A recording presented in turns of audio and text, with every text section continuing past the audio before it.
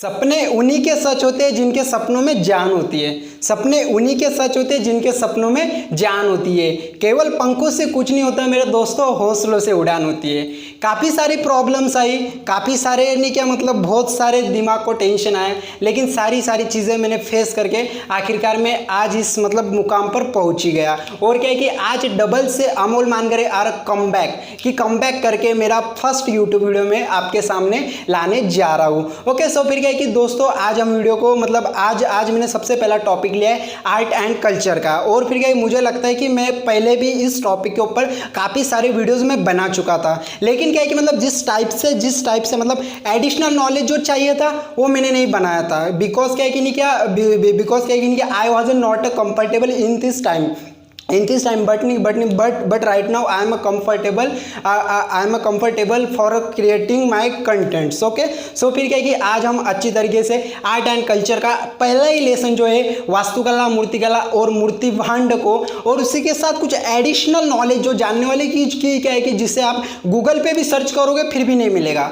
बहुत कुछ मतलब नहीं क्या ढूंढ धांड के लाया हूँ। ओके, सो इस वीडियो को आपको प्रॉपरली देखना है। अगर मैं एक बात की श्योरिटी दे सकता हूँ कि अगर आप इस वीडियो को प्रॉपरली देखोगे ना, आर्ट एंड कल्चर का पहले वीडियो की बिल्कुल टेंशन मिट जाएगी। बिकॉज इतना खोज के लाया हूँ ना, अंदाजा भी लगा नहीं सकते हो। ओके, सो इंट्रोडक्शन तो देने का मुझे नहीं लगता कि ज़रूरत है, फिर भी दे ही देता हूँ। हाँ, मेरा नाम तो आप लोगों को पता है, अमोल मानकरे, और ये मेरी बेस्ट लर्निंग इंटरेस्टिंग क्लास जहाँ पे आप लोगों को बहुत कुछ लर्निंग क्वालिटी मिलती है और मिलती रहेगी। ओके, सो आते हैं डायरेक्टली टॉपिक के ऊपर।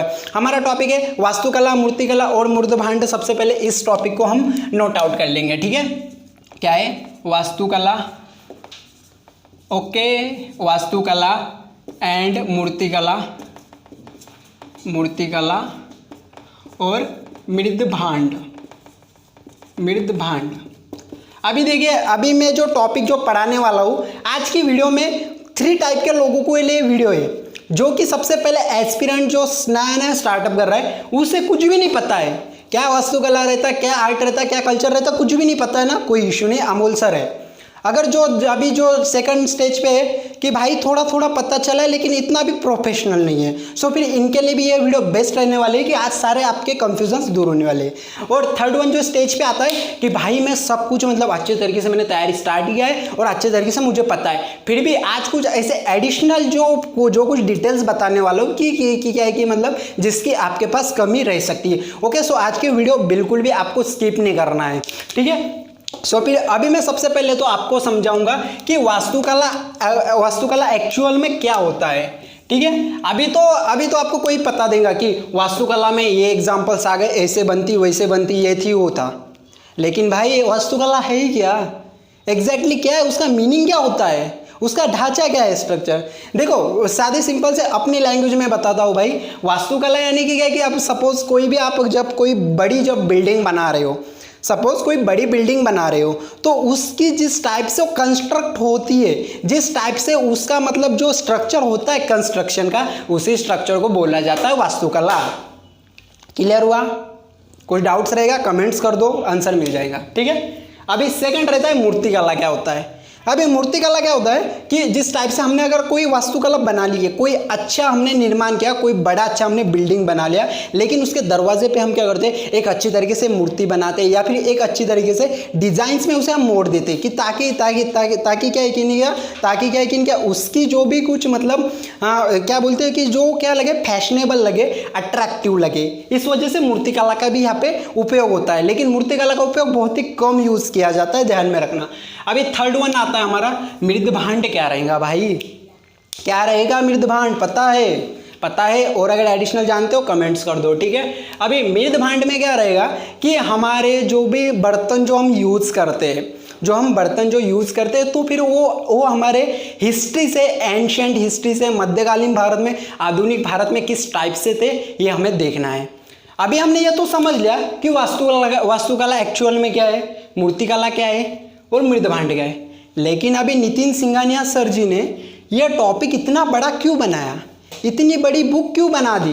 ये अभी पहले ही लेक्चर के ऊपर 98 पेजेस प्लस वो चैप्टर है, वो इतना क्यों बनाया, क्योंकि सर ने एक काम किया है कि ये जो वास्तुकला है ना, तो फिर क्या कि इस वास्तुकला को इन्होंने आधुनिक भारत में, उसके बाद में मध्यकालीन भारत में, प्राचीन भारत में, तीनों कालीन, सॉरी मेरा मतलब नहीं क्या सीरीज मैंने गलत बोल दिया, मतलब पहले आएगा प्राचीन भारत, बाद में आएगा मध्यकालीन भारत और थर्ड वन रहेगा आधुनिक भारत। तीनों की सर ने अच्छी तरीके से 1 बाय 1 बता दिया है सारों की हिस्ट्री। मूर्तिकला का भी ऐसे ही किया सर ने, मृदभांड का भी ऐसे किया है, इस वजह से चैप्टर का लेंथ बढ़ चुका है, इसमें कोई डाउट्स आने नहीं चाहिए आप लोगों को। ओके, सबसे पहले तो मूर्तिकला को और वास्तुकला मूर्तिकला को और थोड़ा सा इन डिटेल में बता देता हूँ कि उसका मीनिंग क्या होता है, एक्चुअल में क्या होता है करके, ठीक है। अभी वास्तुकला का अगर अर्थ अगर आप लोगों को पूछा जाए तो फिर उसका नॉर्मल सा आप बोल सकते हो आर्किटेक्चर। क्या बोल सकते हो? This is called architecture. Okay, क्या है? आर्किटेक्चर। आर्किटेक्चर तो बोल दिया, लेकिन ये क्या है आर्किटेक्चर? भाई आर्किटेक्चर क्या है? लैटिन शब्द है। कौन सा शब्द है? लैटिन शब्द है। देखो आज के लेक्चर में कुछ भी छोड़ने नहीं वाला हो, सब निचोड़ के पढ़ाने वाला हो, तो टेंशन नहीं लेना, ये भी वीडियो को कंप्लीटली देख लेना, नोट्स कंप्लीट हो जाएंगे, ठीक है। क्या है? लैटिन शब्द है। भाई पूरा क्लियर दिख रहा है ना? नोट्स वगैरह सब ओके, स्टूडेंट्स को कोई परेशानी होनी नहीं चाहिए। आर्किटेक्चर है जिसका अर्थ होता है लैटिन शब्द से निकला है। ओके, एंड क्या है कि नहीं क्या, अभी उसका हमारे लैंग्वेज में क्या होगा? भाई आर्किटेक्चर तो इंग्लिश में हो गया, ये तो लैटिन का ही घुसा दिया सर आप लोगों ने तो। लेकिन अभी हमारे क्या, हम बोलते हैं ना जैसे उसे निर्माता। निर्माता को इंग्लिश में क्या बोलते हैं? बताओ जल्दी, क्या बोलेंगे? यार तुम कहते जाओ, आवाज़ें निकालते जाओ, जब तक कि बोलोगे नहीं ना तब तक कि आगे नहीं बढ़ोगे। और एक बात ध्यान में रखना मेरे डियर स्टूडेंट्स, जब तक कि जिगरा नहीं बनाओगे ना, हिम्मत नहीं करोगे ना, तब तक कि आगे बढ़ोगे नहीं। एक समय ऐसा भी था कि मैं इस कैमरा के सामने बहुत डरता था। जो स्टूडेंट्स मुझे पहले से फॉलो करते हैं उनको तो पता होगा किस टाइप से मतलब मैं ये करता था। लेकिन आज जो प्रैक्टिस कर करके इस मुकाम पर पहुँचा हूँ कि आज इतना अच्छे से पढ़ा लेता हूँ। सो आपको भी यही सजेस्ट करूँगा कि हिम्मत करो, जो सपोर्ट चाहिए मुझे डायरेक्टली वीडियोस बनाकर टैग करो, I will support you. Okay, पूरा सपोर्ट करने के लिए तैयार हूँ। ओके, निर्माता। अभी निर्माता को इंग्लिश में कहते हैं बिल्डर। क्या कहते हैं? बिल्डर। किसी चीज़ को बिल्ड करना, बनाना, कंस्ट्रक्ट करना, ये होता है बिल्डर। ओके, अब इस टाइप का होगा। वास्तुकला तो मेरे स्टूडेंट्स को अच्छे से समझ में आ गई होंगी। तो अभी हम चलते, भाई अभी मूर्तिकला क्या है। ओके, ज़्यादा बोर हो गए होंगे, मुझे तो नहीं लगता कि बोर हो रहे हो। This is a interesting class. Interesting चीज़ों में कभी भी कोई बंदा बोर नहीं होता है, और ये तो हमारे फ्यूचर से रिलेटेड है भाई। अगर बोर होके बैठ जाओगे तो फ्यूचर सो जाएगा, फ्यूचर सोएगा तो घर में क्या होगा, फैमिली में क्या होगा, परिवार कैसे चलेगा मेरा दोस्त, और जो तूने जो सपना देखा IAS IPS बन के समाज को बदलने का, वो कैसे चेंज होगा मेरे भाई। करके उठो, चाहे ब्रदर हो, सिस्टर हो, मेरी फ्रेंड हो या मेरे फ्रेंड्स हो, कोई भी हो, उठो, मेहनत करो, आगे बढ़ो, इतना ही कहूँगा, ठीक है। अभी मूर्तिकला के ऊपर आएंगे, ठीक है। अभी मूर्तिकला क्या होगा कि एक जो है ना मूर्तिकला का नॉर्मल सा अर्थ होता है स्कल्पचर। क्या होता है? स्कल्पचर। अभी स्कल्पचर क्या है? स्कल्पचर है भाई यूरोपीय शब्द। क्या है? यूरोपीय शब्द। ओके, स्कल्पचर इतना, इसे ज़्यादा मैं इन डिटेल में बताऊंगा अभी। और एक यूरोपीय शब्द है, और उसे और कहते हैं प्रोटो इंडो से लिया गया है। किससे लिया गया है? प्रोटो इंडो भी उसका एक अर्थ होता है, वो लिख लेना। मतलब वो नॉर्मली तो कोई पूछेगा नहीं आपको, लेकिन और एडिशनल में से एडिशनल नॉलेज आपके पास में रहनी चाहिए, इस वजह से मैं आपको इतना इन डिटेल में बता रहा हूँ, ठीक है। अभी ये तो होगा वास्तुकला मूर्तिकला। मूर्तिभांड को थोड़ा आगे देखने वाले करके डरो मत, ठीक है। अभी वास्तुकला मूर्तिकला को मैंने अच्छे तरीके से बता दिया है। अभी मैं बताऊंगा कि एक्चुअल में वास्तुकला में क्या चेंजेस है, मूर्तिकला में क्या है। कृपया आवाज़ मत कीजिए आप लोग। ओके, मूर्तिकला और वास्तुकला और मूर्तिकला में डिफरेंस बताने वाला हूँ। क्या बताने वाला हूँ? डिफरेंस बताने वाला। अच्छे से देख लो, काम में आ जाएगा, ठीक है। अभी डिफरेंस क्या है भाई? वास्तुकला जो है ना, ये क्या है, बड़े डिज़ाइन से, बड़े डिज़ाइन आएंगे उसमें। ताजमहल कितना अच्छा डिज़ाइन बनाया है ना ताजमहल का, देखते ही बोलते हैं। वो गाना भी निकला है, सुनो ना संगमरमर, जाके देखो उस गाने में कैसे दिख रहा है ताजमहल, बहुत खतरनाक दिख रहा है। तो उस टाइप का डिज़ाइन है। ओके, डिज़ाइन बनाएगा, और ये जो रहेगा ना, ये बिग रहेगा, बड़ा रहेगा, उसका ज़्यादा उपयोग रहेगा। और साथ ही में मूर्तिकला जो रहेगा ना, वो लघु त्रिआयामी रहेगा। कैसा रहेगा? लघु त्रिआयामी रहेगा। अभी लघु यानी कि छोटा, त्रिया यानी कि उसका स्ट्रक्चर कैसा रहेगा, छोटा रहने वाला है। ओके, और अभी साथ ही में अभी इस चीज़ में क्या होने वाला पता है क्या, डिज़ाइन के साथ साथ में बहुत सारी चीज़ें लगने वाली है। चीज़ें तो लगने वाली है, लेकिन कौन कौन सी चीज़ें लगने वाली है, लगेंगी लकड़ी लग सकती है, धातु लग सकती है, कांच लग सकता है, और ऐसी बहुत सारी चीज़ें लग सकती है। एनीवन प्रॉब्लम, नो ना, ओके। एनीवन प्रॉब्लम, नो ना, ओके। ओके, लकड़ी, धातु, कांच, ऐसे बहुत सारे चीज़ें लग सकती है। लेकिन भाई लघु त्रिआयामी है ना, इसमें एक ही टाइप का होता है, इसमें नहीं क्या, एक ही टाइप की, एक ही प्रकार की सामग्री चलेगी, एक ही प्रकार की क्या चलेगी, उसमें सामग्री चलने वाली है। ओके, और ये जो है डिज़ाइंस अभी वास्तुकला में लगेगा आपको, अभियांत्रिकी लगेंगी, टेक्नोलॉजी लगेंगी, गणित का सटीक मापन लगेगा। अगर भाई बना रहे हो बड़ी बिल्डिंग, लेकिन बिल्डिंग का कितना डिस्टेंस होना चाहिए, कितनी लेंथ होनी चाहिए, यही चीज़ पता नहीं है, सिर्फ बनाते जा रहे हो। अगर कोई ढांचा ही नहीं है, कोई पता ही नहीं, कोई टारगेट ही नहीं उस बिल्डिंग का, तो कैसी बनेगी बिल्डिंग। तो उससे क्या है कि उसे अभियांत्रिकी और गणित का क्या है, ये चाहिए, अभियांत्रिकी एंड गणित का सटीक मापन चाहिए। ठीक है, अभी वह मूर्तिकला में क्या है, पहले से तो इतनी छोटी सी उसे बनाया जा रहा है, तो इसमें क्या ज़रूरत है, इसमें इतना कुछ नहीं है, इसमें सिर्फ कल्पना की जा सकती है। क्या की जा सकती, कल्पना की जा सकती है, सोचा जा सकता है, सेंस लगाया जा सकता है कि भाई कि अगर मैंने कि इस टाइप का मैंने बिल्डिंग बनाया, इस टाइप का मैंने दरवाज़ा बनाया, ऐसा मेहराब बनाया, तो फिर उसके ऊपर कैसी मेरी मतलब मूर्ति दिखने वाली है, कैसा उसका मतलब छोटा सा स्ट्रक्चर कैसा दिखने वाला, सिर्फ उसका अंदाज़ा लगाना कैसे लगेगा करके। ओके, सो फिर इसे ज़्यादा कुछ इतना है नहीं। अब इसके कुछ एग्जाम्पल्स बता दो ना, बता दो यार, अभी इतना बोल दिया हूँ तो एग्जाम्पल्स बता दो थोड़े फार। चलो एग्जाम्पल्स कमेंट्स में बता दो, एग्जाम्पल्स मैं नहीं बता रहा हूँ, और नहीं मिलेंगे तो फिर क्या है कि मुझे डायरेक्टली डिस्क्रिप्शन में और मेरा इंस्टाग्राम की भी मैं लिंक डाल रहा हूँ। एग्जाम्पल नहीं मिले ना तो इंस्टाग्राम के ऊपर आके फॉलो करके मैसेज करो, बता दूंगा। ओके, ज़्यादा टेंशन मत लिया करो, मैं हर चीज़ में आप लोगों के साथ में हूँ, लेकिन पहले खुद से भी थोड़ा फार मेहनत करो, आपको पता होगा, कमेंट्स कर दो। ठीक है, अभी नेक्स्ट वन, अभी हम चलते हैं अभी हमारे पॉइंट के ऊपर।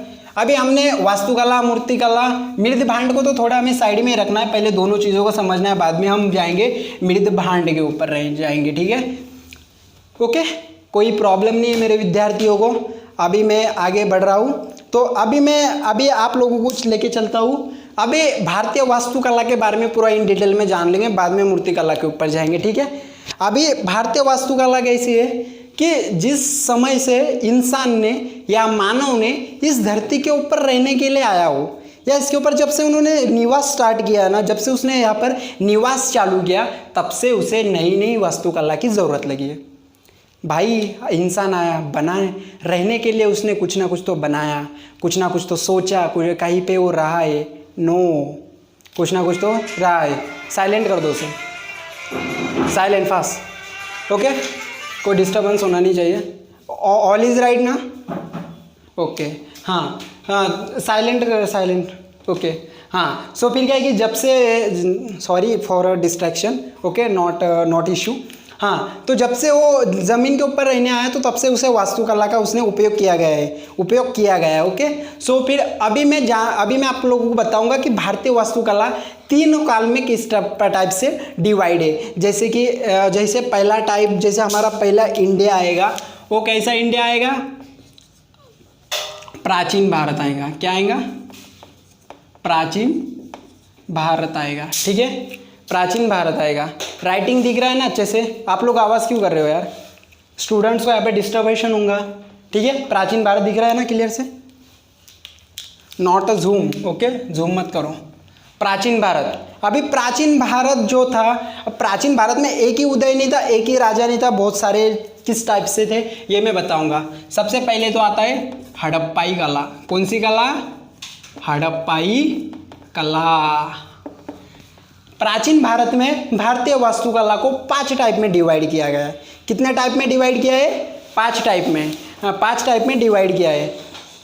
कितने टाइप में, 5 टाइप में डिवाइड किया है, 5 टाइप में डिवाइड किया है। इसमें से पहली है हड़प्पाई कला। बेटा आवाज़ मत करो, ठीक है, हड़प्पाई कला है। अभी हड़प्पाई कला का काल क्या था, हड़प्पाई कला का काल कैसा था, हड़प्पा कला का काल था आज से लगभग 5000 ईस्वी पहले। ईस्वी के कैसे पहले, ईस्वी के क्या था पहले था।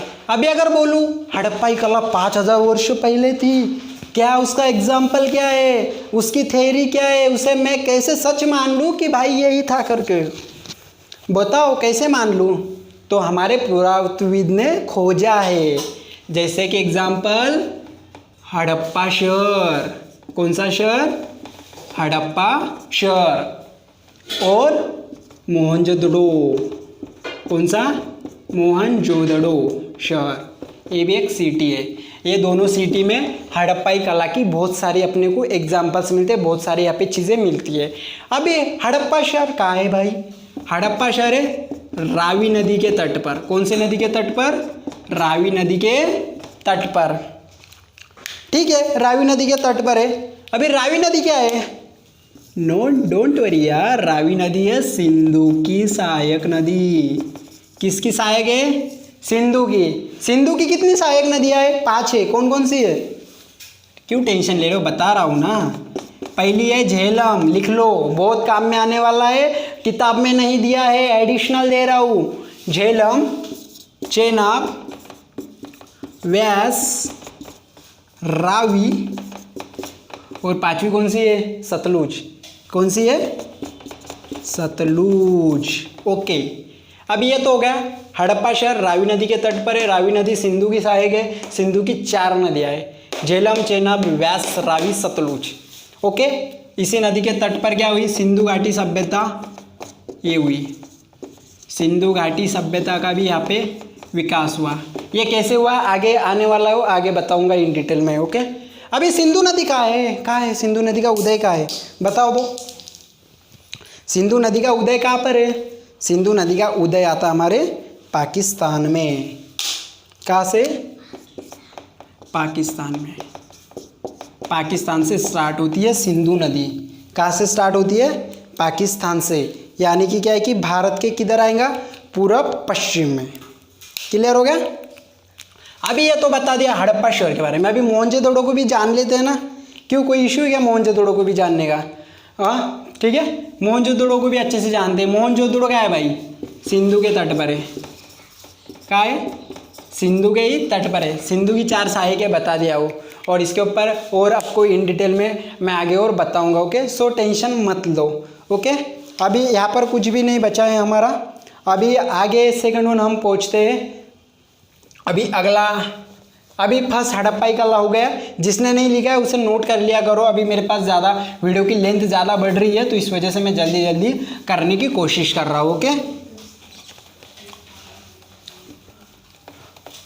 अभी हमारा सेकंड है मौर्यकालीन कला। मौर्यकालीन कला, अभी प्राचीन भारत में सेकंड टॉपिक आया है मौर्यकालीन कला। ये शायद नहीं क्या, बोर्ड को थोड़ा सा ज़्यादा अच्छे से रफ नहीं हो रहा है, तो आप थोड़ा सा मतलब नहीं क्या, हाँ समझ लीजिए। ओके, और जो भी कुछ डाउट रहेगा तो मुझे आप बता देना, मैं वो क्लियर करा दूंगा। ठीक है, अभी मौर्यकालीन कला है सेकंड वन में। सेकंड कौन सा हमारा, मौर्यकालीन कला। मौर्यकालीन कला, मौर्यकालीन कला। मौर्यकालीन कला कब से आई, 2 से 4 सदी में आई, मतलब 200 से 400 के बीच में, सदी के दौरान, सदी के दौरान आई।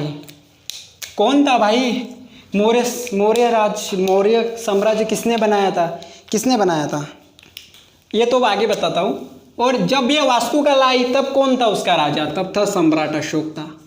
सम्राट अशोक के कालीन हुई। किसके कालीन हुई, सम्राट अशोक के कालीन हुई। अभी मौर्य काल के बारे में थोड़ा सा जान लेते हैं, क्या होता है मौर्य को भी जान लेते हैं। मौर्य की स्थापना किसने की थी, चंद्रगुप्त मौर्य ने। चंद्रगुप्त मौर्य ने।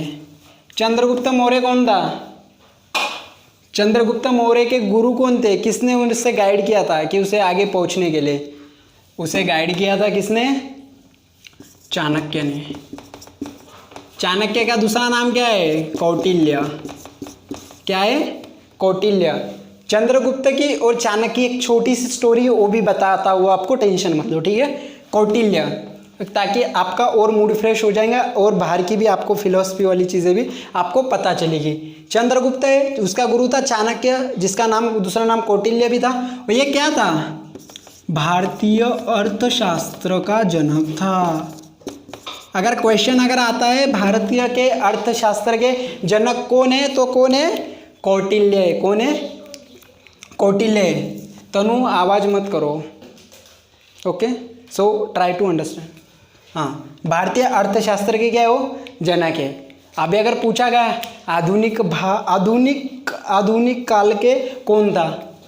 आधुनिक काल के कौन था जनक अर्थशास्त्र का? कौन था? कौन था? एडम स्मिथ था। कौन था? Adam Smith. Adam Smith. Adam Smith तो था। अभी एडम स्मिथ कौन था? बहुत इन डिटेल में जा रहा हूँ ना, बिकॉज इम्पोर्टेंट है ना। एडम स्मिथ कौन था? एडम स्मिथ स्कॉटलैंड का, ब्रिटिश स्कॉटलैंड का अर्थशास्त्र था। अर्थशास्त्र का बहुत बड़ा गुरु था।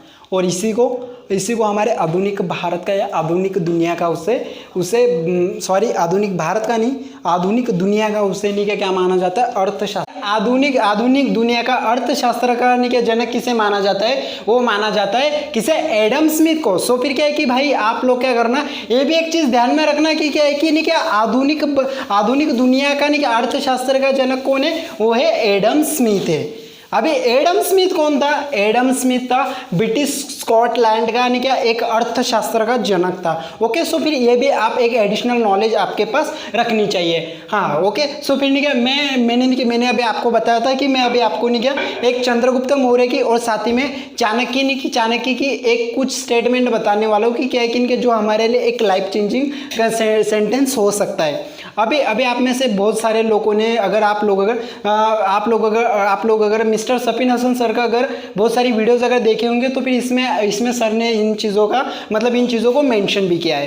फिर भी मैं आपको यहाँ पे एक बात बताता हूँ, अच्छे से सुन लेना उससे, ठीक है।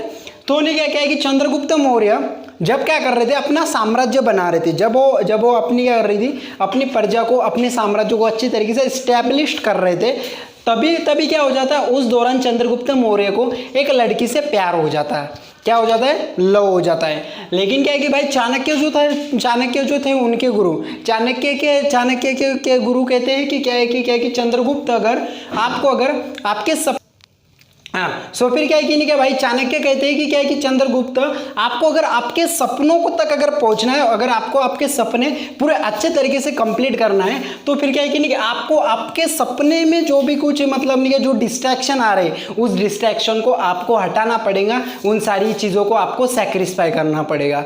ओके, लेकिन देखो अभी चाणक्य की नहीं क्या है कि जो शिक्षा है वो हमारे लिए भी बहुत ज़्यादा इंपॉर्टेंट है, उसे आप लोग अच्छे से समझिएगा, ठीक है। सो फिर क्या है कि नहीं क्या फिर आगे चंद्रगुप्त कहते हैं कि क्या है कि नहीं क्या चाणक्य साहब या जो गुरु मानते थे उन्हें कहते हैं कि क्या है कि नहीं क्या गुरु जी कि एक जनता पाने के लिए, एक अच्छा साम्राज्य बनाने के लिए मुझे मतलब खुद के प्यार का या फिर मुझे खुद की मेरी नहीं क्या पर्सनल लाइफ का इतना बड़ा सेक्रीफाई क्यों करना पड़ेगा? क्या ये पॉसिबल नहीं है कि क्या है कि मैं प्यार के साथ में भी उसे पा सकता हूँ? तो फिर क्या है कि नहीं दोस्त, अब चाणक्य उन्हें रिप्लाई करते हैं। चाणक्य उन्हें कहते हैं कि अगर सपने पूरे करने के लिए अगर सैक्रिफाई अगर करना नहीं पड़ता था, तो फिर क्या है नहीं कि हर एक गली में या फिर हर एक नॉर्मल पर्सन भी क्या बनता था, एक अच्छा राजा बनता था करके, एक अच्छा सम्राट बनता था। लेकिन क्या है कि इनके जिसके पास हर चीज़ जो अपने सपनों में जो काम में नहीं आ रही है, या फिर क्या है कि इनके जो चीज़ आपको आपके सपने से हटा रही है, आपको डिस्ट्रैक्ट कर रही है, उस चीज़ को भी हमें हटा देना चाहिए, हमारी सीख मिलती है। अगर आपका प्यार है तो फिर प्यार अगर आपको सपनों के में अगर सपोर्ट करता है तो प्यार को मत छोड़ो। ओके, ये मेरा पर्सनल एडवाइस आपको, ठीक है। अभी हम आगे चलते हैं। अभी चंद्रगुप्त की तो अभी मैंने स्टोरी अच्छे से बता दी आपको शॉर्ट में, जो आई होप कि आप उसे अच्छे तरीके से आपके लाइफ में आप उसे इम्प्लीमेंट करोगे। अभी बात आती है अभी सम्राट अशोक के बारे में भी थोड़ा फार जान लेते हैं यार, ज़रूर जान लेते, क्यों फिर इतने लेट करना, ठीक है। अभी सम्राट अशोक कौन थे? सम्राट अशोक तो चंद्रगुप्त मौर्य के ही थे, मतलब मौर्य के ही राजा थे। ओके, इसे लेंथ मार लेते। सम्राट अशोक जो थे, इधर हम रेड से लिखेंगे, ब्लू से लिखते, चलो। सम्राट अशोक जो थे वो किसके बेटे थे? बिंदुसार के बेटे थे। किसके बेटे थे? बिंदुसार के बेटे थे। बिंदुसार के पिता का नाम क्या था? चंद्रगुप्त मौर्य था। चंद्रगुप्त मौर्य था। मतलब देखो ये जनरेशन कैसी गई है, चंद्रगुप्त मौर्य के बेटे बिंदुसार, बिंदुसार के बेटे सम्राट अशोक। क्लियर हो गया। और फिर क्या किया अभी सम्राट अशोक के बारे में। और सम्राट अशोक एक ऐसा अनोखा राजा है। कैसा राजा है? एक अनोखा राजा है जिसने कलिंग युद्ध के बाद में युद्ध करना छोड़ दिया था। कौन से युद्ध के बारे में? कलिंग युद्ध के बारे में। कलिंग युद्ध के बाद में, कलिंग क्या है? पूर्वकालीन ओडिशा का नाम है। पूर्वकालीन क्या है? हमारे ओडिशा का नाम है। किसका नाम है? ओडिशा का नाम है। ओडिशा का नाम है, ठीक है। उड़ीसा कहते हैं उसे हिंदी में, लेकिन मैंने यहाँ पे ओडिशा लिखा है बिकॉज मैं मराठी लैंग्वेज कभी कभी यूज़ करता हूँ ना, तो इस वजह से क्या कहेंगे उसे? उड़ीसा कहेंगे, ठीक है। उड़ीसा का प्राचीन नाम क्या है? कलिंग। अभी कलिंग के युद्ध से उन्होंने युद्ध करना क्यों छोड़ दिया था? एक बार सम्राट अशोक ने जब कलिंग का युद्ध जीता, जब उन्होंने इस युद्ध को लड़ा, तो नहीं क्या तो फिर क्या कि नहीं क्या उस युद्ध में उनके बहुत सारे सैनिक मारे गए। सैनिक मारे जाने के बाद में उन सैनिक के घर की मतलब नहीं क्या उनकी नहीं क्या बहुत सारी औरतें विधवा हो गई, बहुत सारे बच्चे अनाथ हो गए, बहुत सारी माएँ का बहुत सारी मतलब नहीं क्या माँ का बहुत सारे मदर्स का नहीं क्या बेटे चले गए। तो फिर जब उन्होंने उनकी कंडीशन देखी, जब उन जनता का उन्होंने इमोशनल चीज़ें देखी, तब वो बहुत ज़्यादा भावुक हो गए। और फिर क्या है कि क्या उसके बाद में उन्होंने सोचा कि आज के बाद में मैं कभी भी युद्ध नहीं करूँगा, मैं कभी भी हिंसा को नहीं पकड़ूंगा और मैं अहिंसा के मार्ग पे चलूँगा। और साथ ही में फिर उन्होंने उसके बाद में खुद का एक अशोक स्तंभ बनाया, जिसके थ्रू उन्होंने लोगों में शांतता लाई। और साथ ही में बहुत सारे उन्होंने फिर बाद में गौतम बुद्ध की शिकवन को गौतम बुद्ध की नॉलेज को उन्होंने आगे प्रमोट किया। वो उन्होंने नेपाल में पहुंचाया, बाद में जापान में गए, श्रीलंका में गए, बहुत सारी जगहों पे उन्हें प्रमोट किया। उन्होंने मतलब एक टीम बना ली थी, ठीक है। तो मौर्यकालीन कला में इस टाइप से वास्तुकला भी मतलब हुई है, और ये कैसी हुई है ये हम आगे जानने वाले इन डिटेल में। ओके, सो फिर अभी थर्ड पॉइंट आता हमारा। अभी मौर्यकालीन कला तो हो गया, मौर्य के बीच में तो इस टाइप का नहीं क्या मतलब वास्तुकला या फिर मौर्यकालीन कला का इस टाइप की हिस्ट्री थी हमारी आर्ट एंड कल्चर से रिलेटेड। अभी बात आती कि मौर्यों के बाद में क्या हुआ, मौर्य काल के बाद में आगे हमारे इंडिया में क्या हुआ है। उसके बाद में आया मौर्योत्तर कला। कौन सी कला आई? मौर्योत्तर कला। अभी मौर्योत्तर कला आई, ओके लिख लेता हूँ मौर्योत्तर कला। थर्ड नंबर की है मौर्योत्तर कला। कौन सी कला है? मौर्योत्तर कला, यानी कि मौर्यों के बाद में आई। किसके बाद में आई है? मौर्यों के बाद में आई। मौर्य के बाद में आई। इसका कालावधि क्या है भाई? क्या है? 80 से 100 की सदी में, 80 की 100 की ईस्वी में, ठीक है। अब मौर्यों के बाद में कौन कौन आए? शंग आए, कण्व आए, कुषाण आए, शक आए। ये सारे राजवंशों का क्या हुआ? उदय हुआ। मौर्य सम्राट, जब अशोक सम्राट चले गए तब मौर्योत्तर कला नीचे हो गई, मौर्य का राज कहीं ना कहीं कम हो गया। तब मौर्योत्तर कला के बाद में 80 से 100 के सदी के काल में शंग आए, कण्व आए, कुषाण आए, शक आए। उन ऐसे राजवंशों का क्या हुआ यहाँ पर? उदय हुआ था, ठीक है। तो अभी ये होने के बाद में फिर अभी इसमें किस टाइप से वास्तुकला थी ये भी हम देखेंगे। अभी 4 नंबर का है प्राचीन भारत में गुप्तकालीन कला। कौन सी कला है? गुप्तकालीन कला। गुप्तकालीन कला 4 नंबर है, गुप्तकालीन कला। गुप्तकालीन कला, गुप्तकालीन कला। वीडियो अगर सब ओके ना देख लीजिए एक बार। गुप्तकालीन कला, ठीक है। अभी गुप्तकालीन कला कब आई है और किसने लाई, कैसे लाई, वो भी देख लेंगे, डोंट वरी। गुप्तकालीन कला आई 200 से 325 के ईस्वी में, 325 के ईस्वी में आई। गुप्त कौन थे? गुप्तक बेसिकली कौन थे? ब्राह्मण थे। जब गुप्त आए तब क्या हुआ वास्तुकला में? मंदिरों का निर्माण हुआ। क्या हुआ? मंदिरों का निर्माण हुआ। कौन कौन से मंदिरों का निर्माण हुआ, कैसे हुआ, ये सब हम आगे पढ़ने वाले। अभी हमारी आखिरी जो टॉपिक आता है वो आता है 5 ही नंबर का, जिसे मैं इधर ही ले रहा हूँ, दक्षिण भारतीय कला। कौन सी कला? दक्षिण भारतीय कला। दक्षिण भारतीय कला। दक्षिण भारतीय कला अभी कब आई और कैसे आई? ठीक है, दक्षिण भारतीय कला आई 9वीं सदी में आई। कौन सी सदी में आई? 9वीं सदी में आई, 9th सेंचुरी में आई। ठीक है, 9th सेंचुरी में आई। और इसके शासक कौन थे? चोल शासक थे। कौन थे? चोल शासक थे। दक्षिण कहाँ पे आता है? नीचे आता है। क्या था फिर उनका केंद्र? क्या था? तमिलनाडु था। तमिलनाडु उनका क्या था?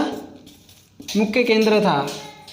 किसका? दक्षिण भारतीय कला का। ओके, तो इस टाइप से यानी क्या ये चारों हुई। अभी पांचवा भी खत्म हो गया, यानी कि प्राचीन भारत हमारा पूरा इन डिटेल में खत्म हो चुका है। अभी हमारा आगे आता है मध्यकालीन भारत। ठीक है, अभी हमें देखना है मध्यकालीन भारत।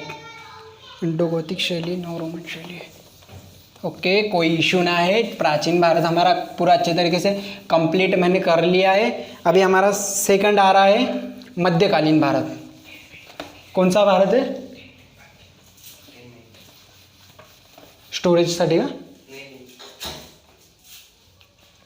ओके, अभी हमारा नहीं क्या अगला जो टॉपिक है अगला जो टॉपिक है वो है मध्यकालीन भारत में की वास्तुकला किस टाइप से थी। अभी हमें वो देखना है। मध्यकालीन भारत, हमने प्राचीन भारत को तो देख लिया है। मध्यकालीन भारत, इसको पानी में डाल दो ना।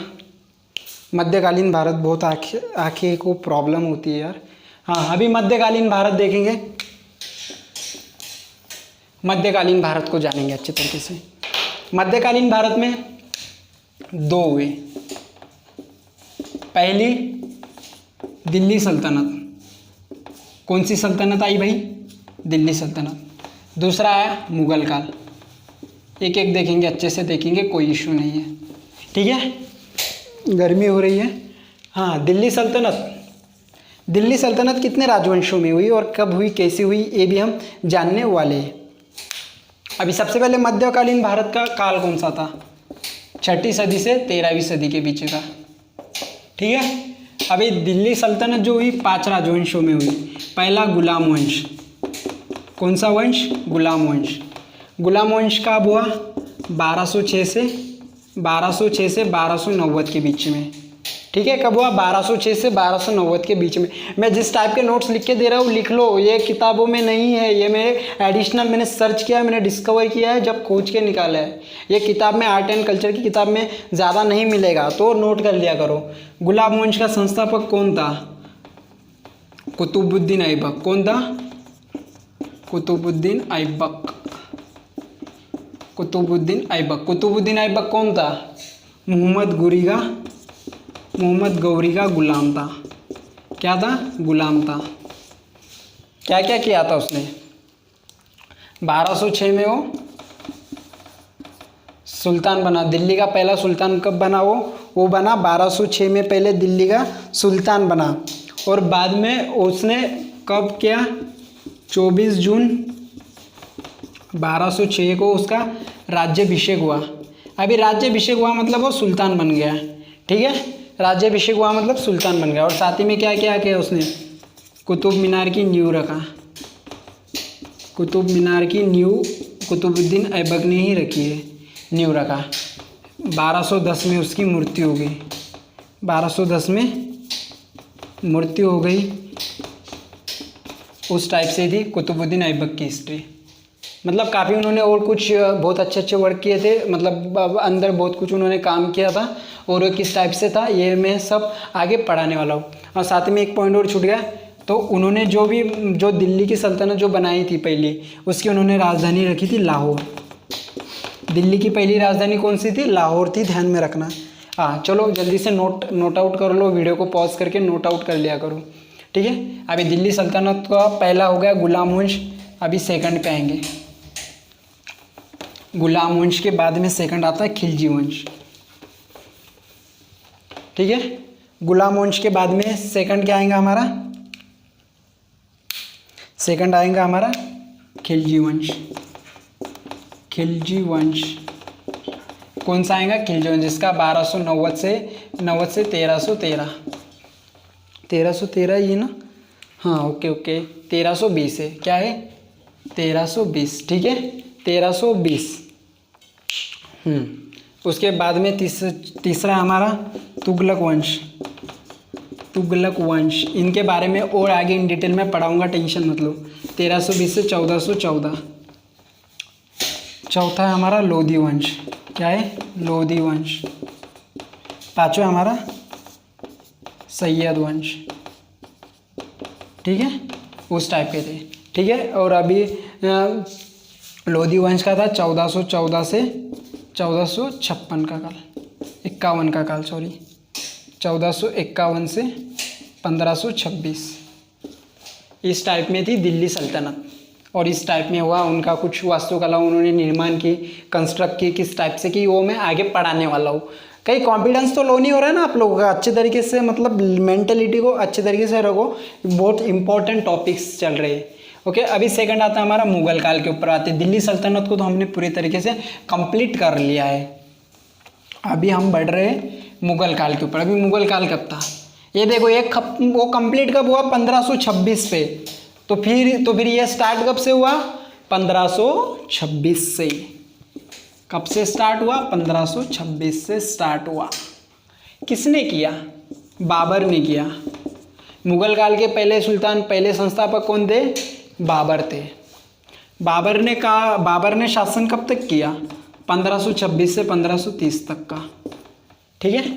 उस टाइप में हुआ मुगल काल का उदय भी हुआ, और मुगल काल का यहाँ पे ये भी हो गया, ठीक है। और अब उनका ये भी हो गया, मतलब वहाँ पे उनका साम्राज्य खत्म भी हो गया। अभी उस टाइप से हमारे मध्यकालीन भारत में वास्तुकला चली थी, मतलब मुगल काल में बाबर आया, बाबर ने क्या क्या किया ये भी हम आगे देखने वाले। अभी हमारा लास्ट वन पॉइंट गया आज का, आधुनिक भारत में किस टाइप से भारतीय वास्तुकला चली करके, ठीक है।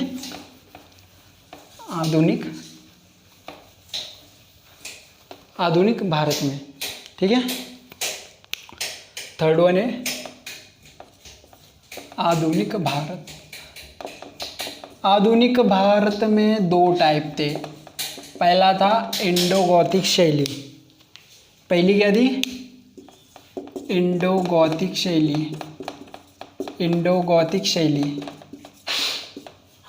दूसरी क्या थी? दूसरी थी नव रोमन शैली, ठीक है। ओके, यहाँ तक कोई डाउट नहीं, नव रोमन शैली। अब इसका काल क्या था आधुनिक भारत का? वो था 1762 से 1947 का काल, ठीक है। अब इंडो गॉथिक शैली में क्या था? इंडो गॉथिक शैली एक इस्लामिक वास्तुकला थी। कुछ इस्लामिक लोगों ने कुछ वास्तुकला का यहाँ पे निर्माण किया। अब इनके इस्लामिक वास्तुकला की खासियत क्या थी कि दीवारें कैसी थी? दीवारें पतली थी, मेहराबें नुकीली थी, ठीक है। इस टाइप से था इंडो गॉथिक शैली। फिर सेकंड वन आते नव रोमन शैली। नव रोमन शैली क्या है? नव रोमन शैली दिल्ली का निर्माण है। जो आज नई दिल्ली ना, तो इसका दिल्ली का निर्माण, यानी कि नव यानी कि नई, रोमन यानी कि दिल्ली, शैली यानी कि शैली। ओके, अब आगे बढ़ेंगे। दिल्ली कब हुई? 1911 में हुआ उसका नया निर्माण। किसके थ्रू हुआ?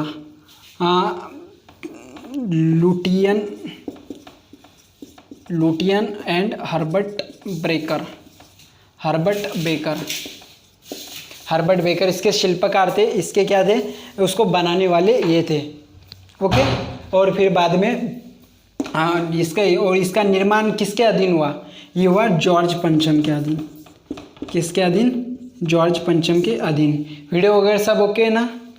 किसके अधीन हुआ? जॉर्ज पंचम के अधीन हुआ। तो इस टाइप से यहाँ पर कि मतलब आधुनिक भारत में इस टाइप से वास्तुकला चली, और ये हमने आज इतने टॉपिक हम लोगों ने कंप्लीट कर लिए। फाइनली आज का वीडियो मतलब पार्ट 1 जो था अच्छा लॉन्ग बनाए और आई होप कि आपको बहुत ज़्यादा हेल्प करने वाला आपकी स्टडी में, और हेल्प तो करने वाला, अगर मेहनत करोगे तो बहुत हेल्प करने वाला। भाई मुझे तो हेल्प मिली है बहुत सारी।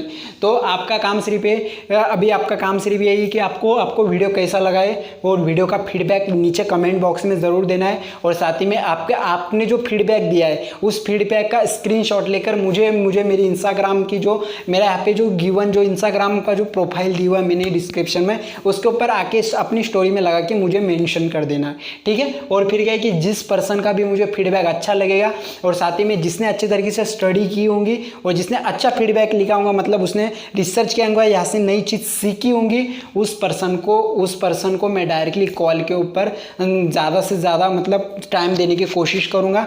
बेसिकली 5 से 10 मिनट तो होने के मैं उससे बात करूँगा, स्टडी से रिलेटेड उसके बारे में जानूंगा, उसे मैं पर्सनली ऑफिशियली पूरे तरीके से सपोर्ट करूँगा। ओके, सो मतलब मेरा कहना ये है कि अगर आपको मेरे थ्रू तो ज्वाइन होना है और अगर आपको मेरे टीम में आना है, आपको मेरा सपोर्ट चाहिए, तो बस अपनी स्ट्रेंथ बताओ, अपनी मेहनत बताओ, मेहनत के जरिए आप ऊपर आने वाले हो। अगर मेहनत नहीं रहेगी तो कुछ भी नहीं होगा। ओके, सो अगर वीडियो पसंद आई हो तो वीडियो को लाइक करो, सबसे पहले वीडियो को कमेंट्स कर दो, वीडियो को शेयर करो और चैनल को सब्सक्राइब करना तो बिल्कुल भी नहीं भूलना है। और बहुत ही जल्दी आऊँगा ऐसी और अमेजिंग वीडियो लेकर, मतलब अभी इसी का सेकंड पार्ट अभी हम आगे कंटिन्यू करने वाले, लेकिन फीडबैक देना जल्दी मत भूलो, ठीक है। Okay, so good luck, I hope आपको वीडियो बहुत पसंद आई है।